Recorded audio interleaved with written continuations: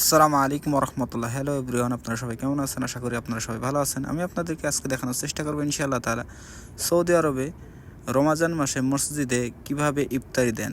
আগে মসজিদের ভিতরে বসিয়ে দিতেন ইফতারি, তো এখন এটি নিষেধাজ্ঞা।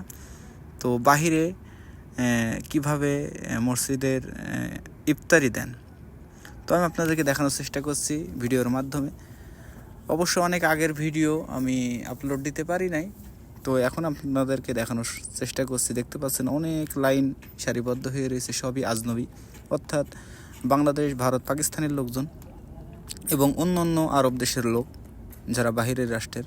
তো দেখুন বৃষ্টি এসেছে, এখানে দাঁড়িয়ে আছি, বৃষ্টি চলে এসেছে, সব লাইন ভঙ্গ হয়ে গেছে, লাইন নাই, সব এদিক ওদিকে দৌড়াচ্ছে।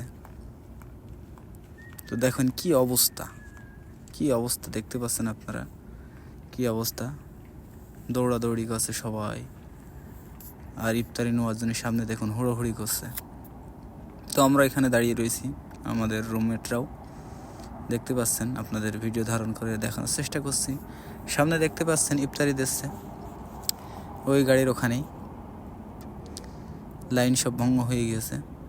তো আমাকেও ইফতারি মিলেছে আলহামদুলিল্লাহ, আলহামদুলিল্লাহ। আপনারা দেখতে পারবেন আমার হাতে ইফতারি রয়েছে, দেখুন আলহামদুলিল্লাহি রাব্বিল আলামিন।